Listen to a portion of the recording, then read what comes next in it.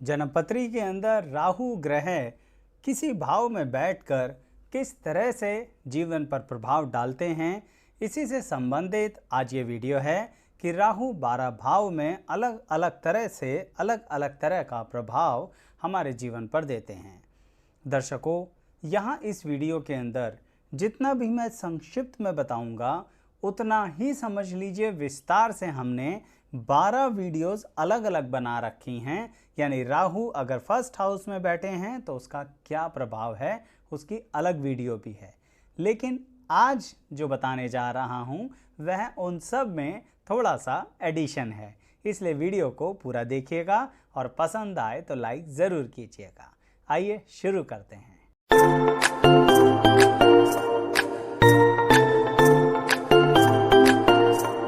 मैं एस्ट्रोलॉजर शैलेश जैन आपका हमारे चैनल पर स्वागत करता हूं। दर्शकों, जैसा कि आपको दिख रहा है कि सभी भाव के अंदर हमने राहु को लिखा हुआ है, लेकिन स्टेप बाय स्टेप बढ़ेंगे और सबसे पहले बात करते हैं कि अगर राहु ग्रह किसी व्यक्ति के यहाँ पर बैठे हैं, कहाँ पर बैठे हैं?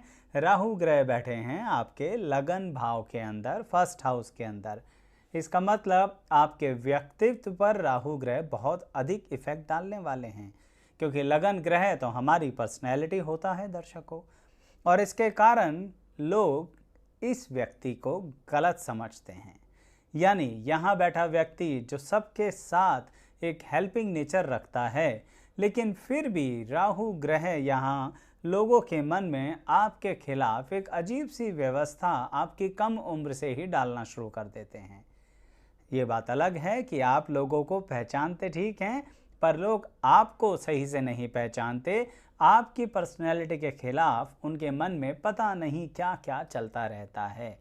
लेकिन यही राहु लगन भाव में बैठकर आपकी ज़िंदगी में संघर्ष के साथ भी तरक्की देते हैं, और यह तरक्की आप अपने नेक्स्ट जनरेशन वालों को इतनी बेहतरीन तरीके से शिफ्ट करते हैं, जिसके कारणवश आप अपनी संतति यानी संतान और नेक्स्ट जनरेशन, जैसा मैंने आपसे कहा, अपने परिवार के सभी व्यक्तियों का पूरा ख्याल रखते हैं। और मैं यह भी क्लियर कर दूं कि बात सिर्फ संतान की नहीं, अन्य व्यक्तियों की भी हो रही है। यानी राहु ग्रह जिस व्यक्ति के लगन में होते हैं वह समझ लीजिए अपने घर में चाहे छोटा हो या बड़ा हो उम्र में, लेकिन पूरी जिम्मेदारी उठाने की कहीं ना कहीं परिस्थिति होती है। पर यहाँ बैठकर राहु ग्रह आपकी ज़िंदगी में एक जो नेगेटिव पार्ट डालते हैं वह होता है आपके पर्सनैलिटी के विपरीत आपको अपने करियर को करना पड़ता है। यानी काम धंधे के अंदर आपकी चॉइसेस कम होती हैं और आपके अपनों की चॉइसेस ज़्यादा होती हैं। तो ये थोड़ा शुरुआत में आपके जीवन में संघर्ष होता है, लेकिन देखिए बड़े कमाल की बात, राहु में तो बहुत सारे राज छुपे होते हैं। इसका मतलब जिस व्यक्ति के लगन में राहु बैठे हैं वह अपनी चॉइसेस के खिलाफ जाने के बावजूद भी उस काम में बहुत अच्छा करते हैं जो काम उसने दूसरों की मर्जी से शुरू किया था।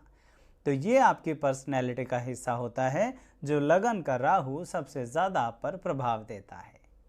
अब बात करते हैं कि जिस व्यक्ति के राहु ग्रह सेकंड हाउस में बैठे हैं, यानी कि द्वितीय भाव में बैठे हैं, ऐसा व्यक्ति असल में करता क्या है? सच बताऊं तो दर्शकों, कुछ नहीं करता, पर फिर भी बहुत कुछ हो जाता है।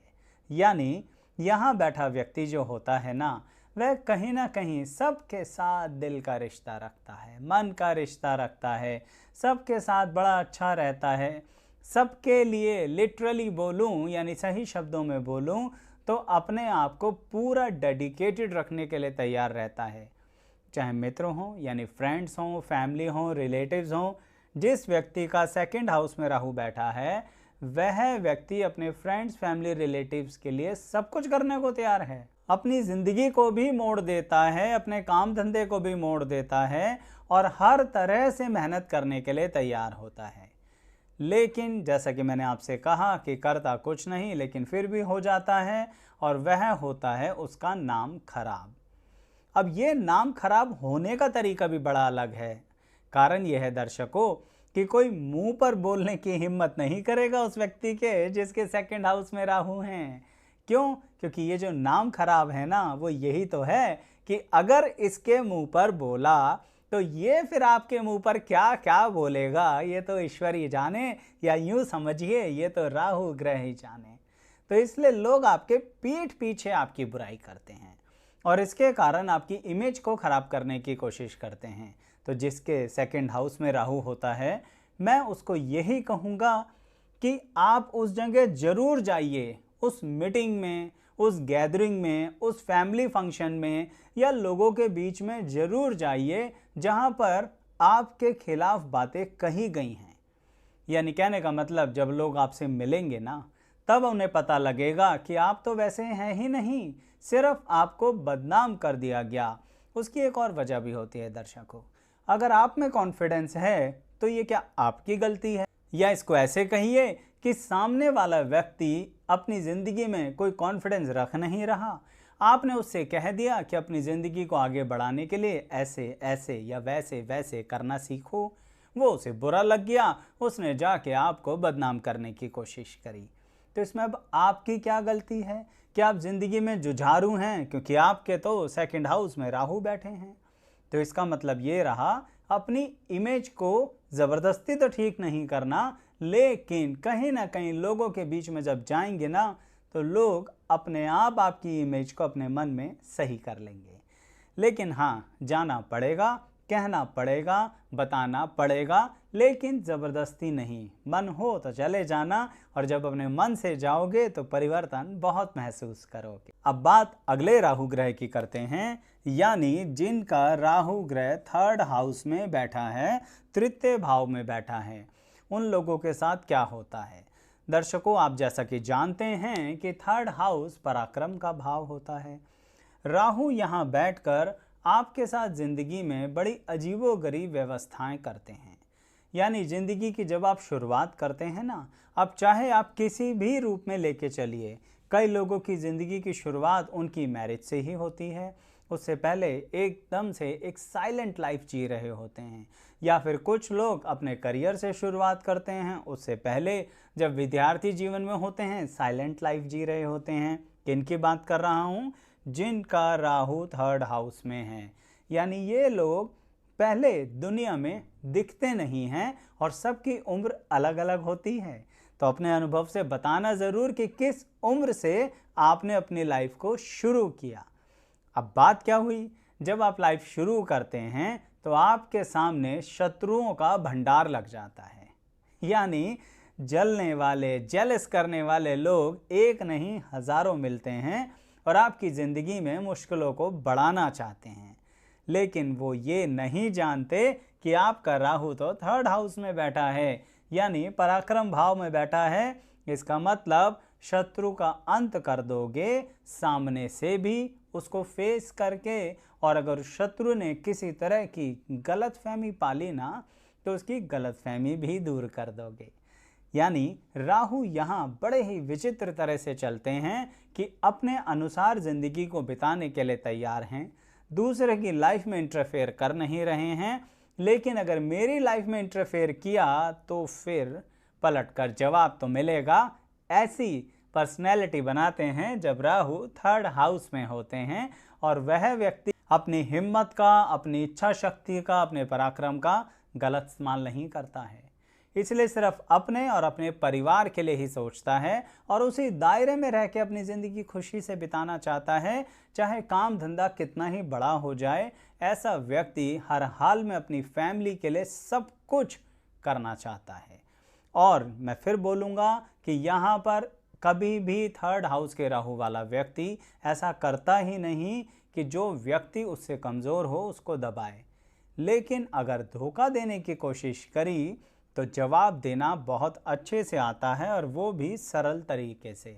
और कमाल की बात बताता हूँ, उसके लिए ज़रूरी नहीं कि कुछ दिनों बाद जवाब देगा या कुछ महीनों बाद जवाब देगा। अगर राहु आपके थर्ड हाउस में हैं तो कई वर्षों बाद भी आप उस व्यक्ति को जवाब दे सकते हैं जो इधर उधर की बातें करता रहता है और अपनी बड़ी शेखियाँ भगाता है, यानी लिटरली अपने बारे में बड़ी चढ़ा कर बातें करता है। आप उसको सही लेवल पर लाना जानते हैं, क्योंकि आपके है राहु 3rd हाउस में दर्शकों। तो अब कदम बढ़ाते हैं अगले राहु की तरफ, यानी जिस व्यक्ति के राहु ग्रह बैठे हैं 4th हाउस में, 4th भाव में, 4थे घर के अंदर। ये सुख संपत्ति का घर होता है। सामान्यतः जो ज्योतिष में रुचि रखते हैं वह जानते हैं, यानी कि एसेट्स का हो गया, वाहन का हो गया, हम प्रॉपर्टी का सुख पाएंगे या नहीं पाएंगे, इस तरह के मन में सवाल उठते हैं जब राहु ग्रह यहाँ बैठते हैं। लेकिन आपको बताऊं, जिसके राहु ग्रह यहाँ बैठते हैं वह व्यक्ति कहीं ना कहीं किसी से कुछ कहता ही नहीं है। वो कहता है कि जैसा आप अपने आप को बदलोगे दुनिया वैसी बदल जाएगी। यानी कहने का मतलब ये है कि राहु ग्रह जिसके 4th हाउस में होता है ना, वह सुख संपत्ति की कैलकुलेशन लगाता ही नहीं। बड़े कमाल की बात है ना। लोग सोचते हैं कि ये तो सुख संपत्ति के पीछे भागेगा, लेकिन ये व्यक्ति सुख संपत्ति की बात ही नहीं करता। ये व्यक्ति कहता है कि मुझे सिर्फ अपने आप पर ध्यान देना है। मैं अगर सबके लिए अच्छा हूँ तो सब मेरे लिए अच्छे हैं। इसी कारण अपनी दुख तकलीफ भी इतनी आसानी से किसी को नहीं बताता। बहुत कम उम्र से ही ये व्यक्ति जिसके 4th हाउस में राहु है सेल्फ डिपेंड हो जाता है, चाहे अपनी रोज़मर्रा की ज़िंदगी के लिए सेल्फ डिपेंड हो या अर्निंग के लिए। ऐसे लोग बहुत जल्दी अर्निंग शुरू कर देते हैं। कुछ लोगों के लिए 4th हाउस में बैठे हुए राहु ग्रह, मैं मानता हूँ, मजबूरियाँ बना देते हैं, जिसके कारणवश अर्निंग जल्दी करनी पड़ती है। लेकिन कुछ अपनी चॉइसेस से करते हैं। तो कहने का मतलब ऐसे या वैसे 4th हाउस में जिनके राहु हैं वो सेल्फ डिपेंड होते हैं। लेकिन इन लोगों को बचना चाहिए एक बात से, यानी जिनके 4th हाउस में राहु हैं उन्हें एक बात से बचना चाहिए कि उनका इस्तेमाल किया जा सकता है। आपसे बड़ी मीठी मीठी और प्यारी प्यारी बातें करके कहीं ना कहीं आपका इस्तेमाल किया जा सकता है। तो सतर्क रहा करो।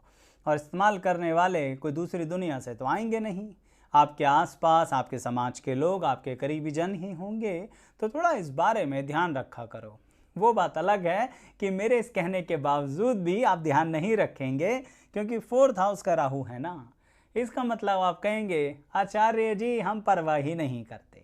जिसको जो समझना है समझे, जिसको जो कहना है कहे, जिसको जो बोलना है मुंह पे बोलना है, पीठ पीछे बोलना है, बोलते रहो, हमें सुनाई ही नहीं देता, हम अपनी मस्ती में रहते हैं।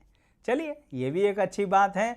लेकिन दर्शकों को एक बात कहूँगा, जैसा मैं आप लोगों को वर्णन कर रहा हूँ ऐसा आपके साथ ज़िंदगी में घटनाएं घटित होती हैं ना, तो ज़रूर कमेंट करके बताया कीजिए। दूसरे लोगों को भी अनुभव मिलता है, और कुछ अच्छी बातें हों तो मोटिवेशन मिलता है, कुछ नेगेटिविटी आपने झेली तो सामने वाला सतर्क हो जाता है। और साथ ही ये बात भी कहूँगा कि ऐसे ही आप हर भाव में बैठे हुए राहु की बहुत डिटेल में वीडियो देखना चाहते हैं तो चैनल सब्सक्राइब कीजिए।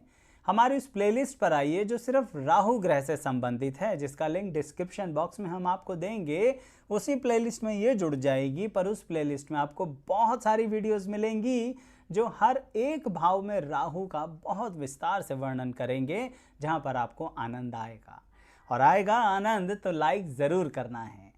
अब बात करते हैं कि राहु ग्रह अगर किसी व्यक्ति के 5th भाव में 5th हाउस में बैठे हैं तो क्या होगा। अक्सर लोग सोचते हैं कि जिस व्यक्ति के 5th हाउस में राहु ग्रह बैठे हैं, इसका मतलब इस व्यक्ति को, जैसा कि सब मानते हैं, संतान का भाव है, कि संतान में दिक्कत आएगी या संतान होगी ही नहीं। दर्शकों, राहु यहाँ बैठकर आपसे कहते हैं कि मैं संतान तो दूंगा, लेकिन आपको अपनी संतान पर पूरी तरह से नियंत्रण रखना है। नियंत्रण भी क्लियर कर देता हूँ क्या करना है। प्रेम कीजिए, सारी बात कीजिए अपनी संतान के लिए, लेकिन ऐसा ना हो कि आप अपनी संतान को 17 वर्ष तक, 18 वर्ष तक तो सब कुछ करने दें, किसी तरह के मैनर्स ना सिखाएं, बिहेवियर ना सिखाएं, और फिर 18 वर्ष के बाद आप कहें कि ये तो हमसे कंट्रोल ही नहीं हो रहे। कैसे करें, ये बच्चा तो हमारा बिगड़ गया। सुनने में जितना कठोर लग रहा है ये उतना ही कठोर है दर्शकों, क्योंकि कुछ लोग इस कष्ट को अपनी ज़िंदगी में झेल रहे हैं। तो ज़रूर बताना कमेंट बॉक्स में। अच्छी बात भी बताऊंगा, यानी राहु 5th भाव में बैठे हैं तो क्या अच्छा होगा। ये आपकी बुद्धिमत्ता को एक अलग ही स्तर पर लेके जाते हैं। और ये जो अलग स्तर होता है ना दर्शकों, इसे समझना बहुत मुश्किल है, या यूं कहूँ नामुमकिन है। आप किस समय क्या टर्न करोगे अपनी ज़िंदगी में, किस समय क्या बदलाव करोगे अपने रिश्तों में, किस तरह से पॉजिटिव और नेगेटिव के बीच में रास्ता निकालने की ताकत आपको मिलेगी, ये पंचम भाव का राहु बनाता है। यानी एक तरीके से आपने कुछ लोगों का सुना होगा ना कि वो मिडवे निकाल लेते हैं और हर जगह अपना फ़ायदा कर ही जाते हैं। समझ लीजिए राहु ग्रह पंचम भाव में हैं तो ऐसी बुद्धिमत्ता आपको देते हैं। यानी ना तो मूर्ख हो ना चालाक हो, लेकिन एक तरीके से न्यूट्रल रहते हुए कैसे चलना है, ये काबिलियत पंचम भाव के राहु ने दी। इसलिए आपकी पर्सनैलिटी को हर कोई हर तरह से समझ नहीं पाता है। आप जिसके साथ हैं वो उस समय जो देख रहा है उसी को सच मान रहा है, और उसे नहीं पता कि आपके तो अभी अनेकों रूप हैं। अब मैं ये तो कह नहीं सकता कि अपने अनेकों रूप कमेंट बॉक्स में बताइए, लेकिन बताइएगा कि ज़िंदगी में अनुभव के अनुसार आपने कितनी ज़्यादा परिवर्तन करके ज़िंदगी में चीज़ों में आपने बढ़ोतरी करी। और जो संतान वाली बात कही है ना, वह ज़रूर ध्यान रखिएगा। यही भाव विद्या का भी होता है। यानी राहु ग्रह पंचम भाव में बैठे हैं तो पढ़ाई लिखाई में कैसा होगा व्यक्ति। दर्शकों, इसका सीधा सा मतलब ये है कि आपको बहुत सारे परिवर्तन नहीं करने हैं अपनी एजुकेशन की लाइन के अंदर। आप डिसाइड कीजिए कि मुझे क्या करना है, फिर उसी के अंदर एडिशन करते जाइए, उसी के अंदर ग्रो करते जाइए, उसी के अंदर अपडेट करते जाइए। हो सकता है उस समय आपको बहुत अच्छा कॉलेज ना मिल पाए या बहुत अच्छे स्कूल की व्यवस्था ना मिल पाए, लेकिन इसका मतलब ये नहीं है कि आप अच्छा नहीं करेंगे। राहु अगर पंचम भाव में बैठे हैं तो वो आपको अच्छा करने का मौका देंगे, और अनएक्सपेक्टेडली आपको लगेगा कि कमाल हो गया, या आपसे ज़्यादा आपके आसपास वालों को लगेगा कमाल हो गया। अब ये काम कर रहे हैं, ये जॉब कर रहे हैं, या ये वाला व्यवसाय कर रहे हैं, इतना ग्रोथ कब मिला? बता दीजिएगा उन्हें कब मिला, क्योंकि आप मौक़ों को छोड़ते नहीं हैं। तभी मैंने बोला ना कि मिडवे निकालने की ताकत देता है पंचम भाव का राहु। अब अगला राहु क्या कहना चाहता है, यानी राहु ग्रह अगर छठे भाव में बैठे हैं तो एक्चुअली में आपसे क्या कहना चाहते हैं। यहाँ बैठे राहु ग्रह यानी छठे भाव में बैठे राहु ग्रह कहते हैं, जैसा कि सामान्यतः आप जानते हैं कि ये रोग दुर्घटना कर्जा का होता है। तो क्या ज़िंदगी में रोग दुर्घटना कर्जा ही होती रहेंगे? क्या राहु उन्हें बढ़ाते ही रहेंगे? ये समझने के लिए एक बात समझिए कि आप अपने पैरों पर खुद खड़े होंगे। कितनी ही लेविश फैमिली के अंदर आप पैदा हो जाइए, यानी धन संपत्ति में आप पैदा हो जाइए, छठे भाव का राहु ग्रह कहता है आपको अपना नाम, अपना काम और अपना पैसा खुद कमाना होगा। और बड़े कमाल की बात है, अगर आप बहुत ही कंसंट्रेटेड लेवल पर कॉन्फिडेंस के साथ आगे बढ़ते हैं तो कमा भी लेंगे। लेकिन ध्यान रखना, राहु छठे भाव में कहीं ना कहीं ऐसी संगति में फंसा देता है कि अपना कमाया हुआ खुद ही गवा दोगे, अपने हाथ से बहा दोगे।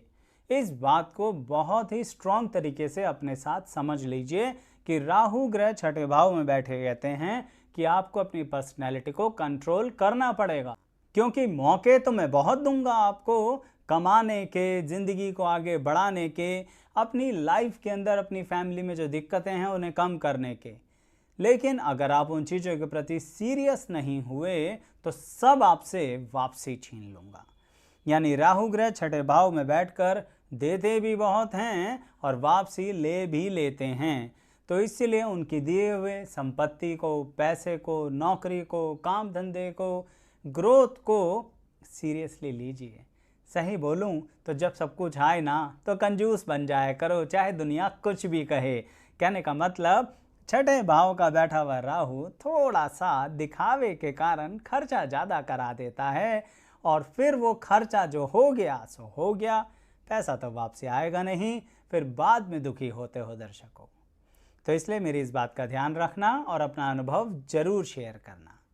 अब बात करते हैं कि राहु ग्रह अगर आपके 7th हाउस में बैठे हैं तो क्या, यानी कि 7th हाउस में बैठ के क्या हमारी मैरिज लाइफ डिस्टर्ब कर देंगे?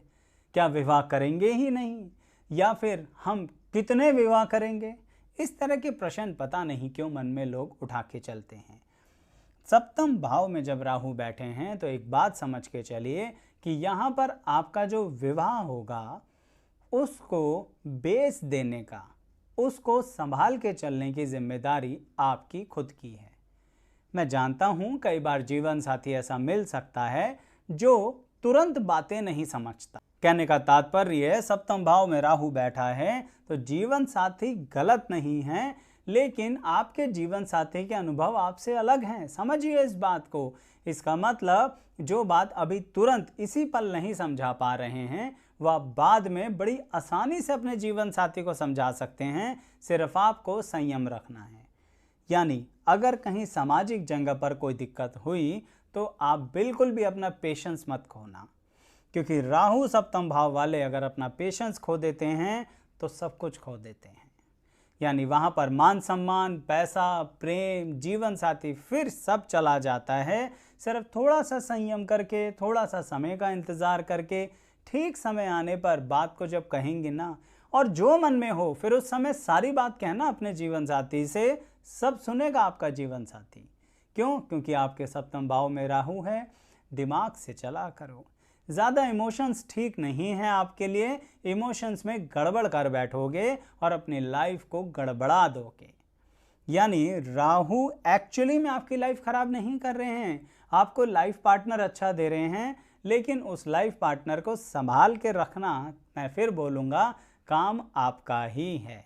और बड़े कमाल की बात है, बहुत लोग अपना अनुभव आपको बताएंगे जिनके सप्तम भाव में राहु है कि कितनी दिक्कतें आईं, कितनी कन्फ्यूजन्स पैदा हुई। भाई राहु का काम है, मैं मना नहीं कर रहा कन्फ्यूज करने का, लेकिन उन कन्फ्यूजन्स को उन लोगों ने धीरे धीरे शांतिपूर्वक झेला और एक उम्र के बाद एक मैच्योरिटी के साथ बड़ी कमाल की कंपैटिबिलिटी हो गई, या फिर ऐसे कहिए कि कहीं ना कहीं अब बहुत बढ़िया से बात बन ही जाती है। अब चाहे वो फैमिली में बात करना हो, फैमिली की कोई बात बाहर करनी हो, या फिर अपने जीवन साथी से कोई बात कहनी हो, करनी हो या करवानी हो, वो सब चीज़ें ईजिली मैनेज हो जाती हैं। लेकिन शुरुआत में नहीं, कुछ समय बाद यही सबसे इम्पॉर्टेंट बात है यहाँ पर। और इसीलिए अपनी मान प्रतिष्ठा को लेकर डाउट मत किया करो। सप्तम भाव में राहु बैठा है तो आपकी मान प्रतिष्ठा तो लोगों के बीच में है, लोग आपको ठीक समझते हैं, तो फिर क्यों आप उस समय एक्शन का रिएक्शन दो।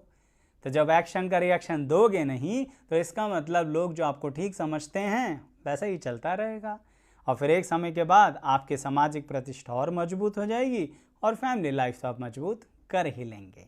अब यहाँ तक दर्शकों मैंने लगन से 7th हाउस तक का पूरा डिस्क्राइब किया है, और अब ये भी कहना चाहूँगा कि अगर आप ऐसे ही अन्य ग्रहों की देखना चाहते हैं, राहु के बारे में मैं बता चुका हूँ, हमारी एक प्लेलिस्ट है, लेकिन ऐसे ही हमारे सभी ग्रहों की प्लेलिस्ट आपको चैनल पर मिलेगी। यानी सूर्य ग्रह 12 भाव में बैठे हैं तो अलग अलग वीडियोस मिलेंगी, इकट्ठी भी है, अलग अलग भी है, लेकिन एक ही प्लेलिस्ट में है। तो सूर्य, चंद्र, मंगल, बुध, केतु सभी की वीडियोस उपलब्ध हैं हमारे इस चैनल पर। सिर्फ चैनल को थोड़ा सा सब्सक्राइब ही तो करना है। थोड़ा सा मतलब ये है कि सब्सक्राइब का बटन दबाइए, प्लेलिस्ट के सेक्शन पर आइए और अपनी कुंडली के अनुसार उस वीडियो को स्पेसिफिकली देखिए कि किस भाव में कोई ग्रह बैठा है तो क्या फल दे रहा है। आप पर अप्लाई होगी, मुझे पूरा भरोसा है। और जैसे पसंद आएगी आप लाइक भी करेंगे और वीडियो में कमेंट्स भी करेंगे। तो इसलिए किसी भी ग्रह के लिए देखनी हो तो ज़रूर देखिएगा। अब बात को आगे बढ़ाते हैं और करते हैं कि राहु ग्रह अगर 8th हाउस में बैठे हैं तो इसका क्या मतलब। वैसे मतलब तो बहुत सारे हैं, लेकिन मैंने आपसे कहा ना कि यहाँ पर मैं संक्षिप्त में बता रहा हूँ और उन वीडियो से एडिशन में बता रहा हूँ। तो अष्टम भाव दर्शकों, दुनिया तो डरती है इस भाव से कि अष्टम भाव में कुछ चला गया तो समझो बेड़ा गर्क हो गया। लेकिन राहु अष्टम भाव में बैठ के क्या कर रहे हैं, देखिए यहाँ पर जिंदगी में आपको ऐसे छुपे हुए अनुभव देंगे जो किसी को आप बता नहीं सकते। होता है ना कई बार ज़िंदगी में कि हम ये कर रहे होते हैं या वो कर रहे होते हैं या कहीं पर भी कुछ भी कर रहे होते हैं तो बताने का मन नहीं करता। क्यों? क्योंकि हमारी पर्सनैलिटी ही ऐसी है। ऐसा क्यों है? क्योंकि राहु अष्टम भाव में है। और ये भी स्पष्ट कर दूं कि मेरे ये और वो का मतलब आप चरित्र से मत लगाना। ये आपकी रूटीन लाइफ की गतिविधि है। कुछ भी बताने का, किसी को शो ऑफ करने का मन ही नहीं करता। गुपचुप करते रहते हो और फाइनली सक्सेसफुल होते हो। यानी जिसका राहु अष्टम भाव में है वह पहले से ढोल नहीं पीटता, और अगर गलती से पीट देता है तो मैं ये कहूँगा कि खुद ही उस बात को ऐसे डिलीट कर देता है लोगों के बीच में से जैसे मैंने कही ही नहीं थी। यानी राहु अष्टम भाव में बैठकर चतुर तो बनाता है आपको, पर ये चतुर और चालाक व्यक्ति किसी को हानि नहीं देता है, सिर्फ स्वयं को हानि देता है। और वो भी बड़े कमाल की बात है, मन की हानि और धन की हानि। यानी राहु जिसके अष्टम भाव में है ना, वह अपना पैसा ऐसे गंवाते हैं कि किसी को नहीं बताते हैं। कहने का मतलब किसी की हेल्प करते हैं, वो पैसा लेके भाग जाता है तो किसी दूसरे व्यक्ति को कहते भी नहीं हैं कि इसने मेरे पैसे का नुकसान किया। ऐसे ही राहु अष्टम में जिनके हैं, जब वे अपने रिश्तों को निभाने के लिए बहुत गहराई तक जाते हैं, पूरी डेडिकेशन के साथ निभाते हैं और सामने वाला रिश्ता तोड़ देता है या बीच में ही छोड़ देता है, तो अष्टम भाव के राहु वाला दूसरे को बताता नहीं है और मन ही मन उस बात को झेल लेता है। कभी कभी इसके कारणवश कुछ मानसिक या शारीरिक रोग लग जाते हैं, लेकिन उससे लड़ने की भी क्षमता यही अष्टम भाव का राहु देता है। क्या इसमें कुछ भी अच्छाई नहीं है? बिल्कुल है। इन सब से उभरने की अच्छाई भी तो इसी में ही है।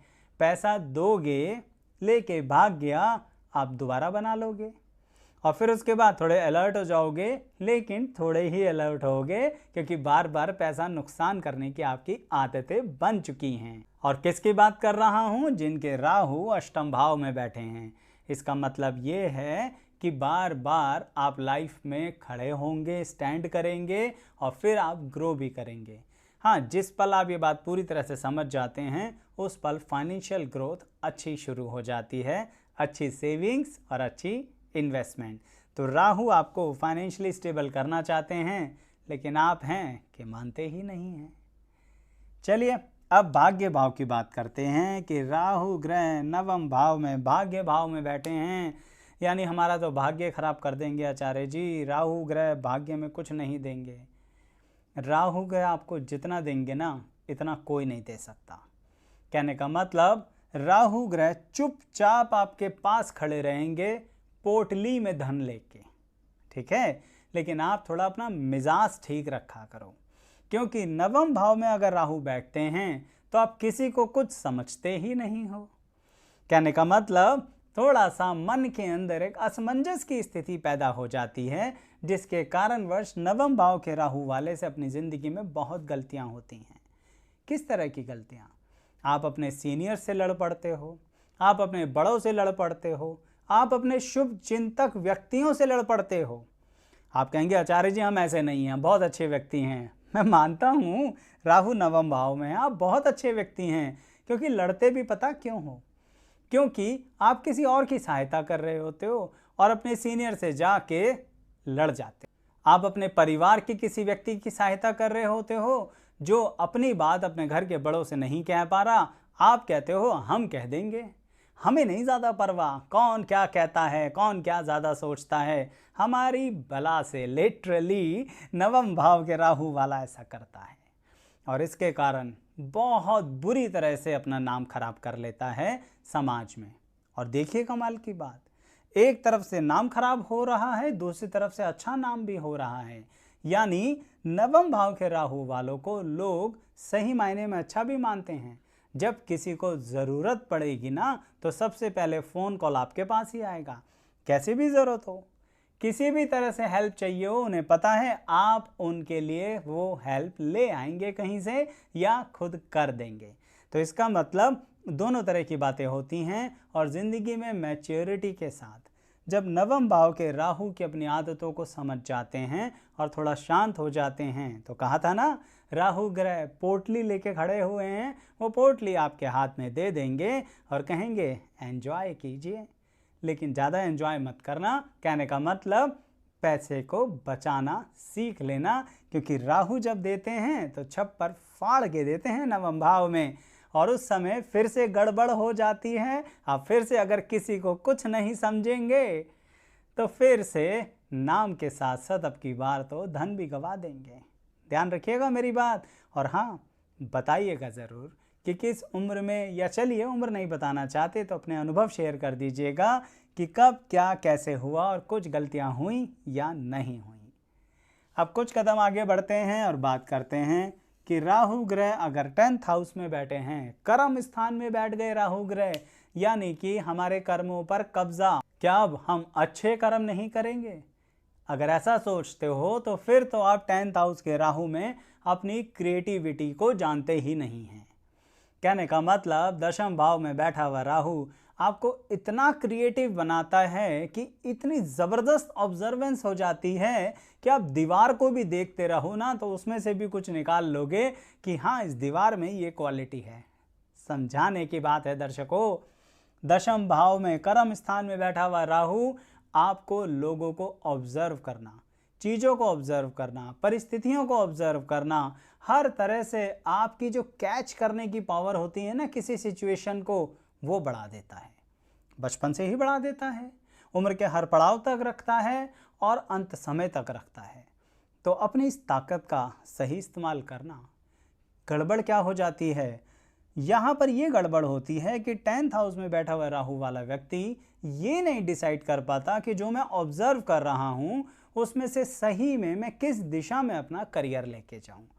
क्योंकि मैंने आपसे कहा ना, personal life, professional life, social life, economical life, किसी भी तरह का एंटरटेनमेंट लाइफ, हर चीज़ को ऑब्जर्व कर लेते हो और उसको अपने दिमाग में बैठा लेते हो। फिर ये कन्फ्यूज़न कि इनमें से कौन सी चीज़ ठीक है, ये गड़बड़ यहाँ पर 10th हाउस का राहु देता है। और कमाल की बात देखिए, अगर आप बहुत शांति से चॉइसेस कर कर आगे बढ़ते हैं तो मैंने आपसे कहा ना, ऑब्जर्वेंस बहुत अच्छी है, यानी चीज़ों को पकड़ने की ताकत बहुत अच्छी है, कर्म की वो स्थिति बहुत अच्छी है। तो ऐसे लोग बहुत ज़्यादा तरक्की करते हैं जिनके 10th हाउस में राहु होते हैं। एक बात ध्यान रखना, बार बार फील्ड्स बदलनी नहीं हैं।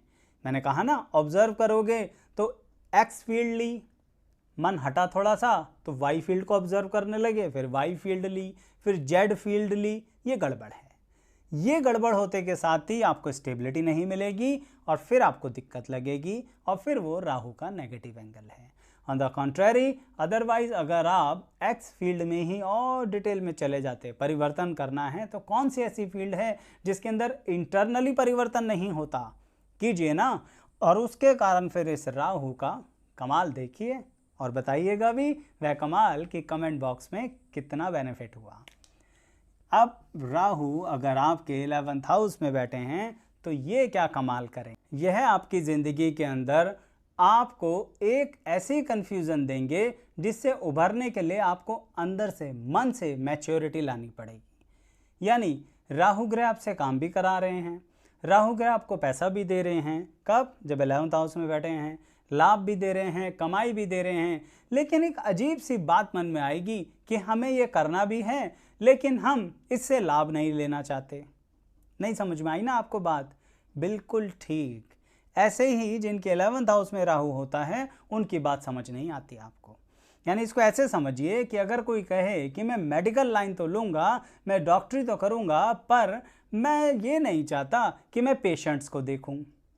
या फिर वो ये कहेगा कि मैं ये नहीं चाहता कि मेडिकल लाइन में कुछ तरक्की करूं, या मुझे मेडिकल लाइन इतनी पसंद नहीं है लेकिन हाँ, मैं मेडिकल लाइन में पढ़ाई कर रहा हूं। बड़ी अजीबोगरीब बात है।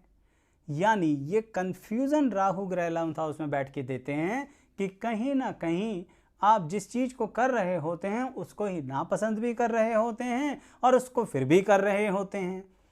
तो प्लीज़ ऐसा मत किया करें। राहु 11th हाउस में कहते हैं कि आपके हाथ में बहुत अच्छी कलाकारी है, सीखने की क्षमता कमाल की है। आप जब खुद अपना कोई कार्य करते हैं, यानी चाहे नौकरी में हो चाहे स्वयं के कार्य में हो, आप उसमें बहुत अच्छी तरक्की करते हैं, लोग आपको पसंद करते हैं। आप भी अपने काम को पसंद किया करो, जिसके कारण आप उसके अंदर से आने वाली पॉजिटिविटी को ज़्यादा से ज़्यादा लोगों में फैलाओगे और फिर आपको उसका फाइनेंशियल बेनिफिट और अच्छा होगा। लेकिन अंदर ही अंदर आप अपने काम से बोर होते रहेंगे, उसको छोड़ने के बारे में सोचेंगे और बड़े मज़ेदार बात है, छोड़ भी कभी नहीं पाते।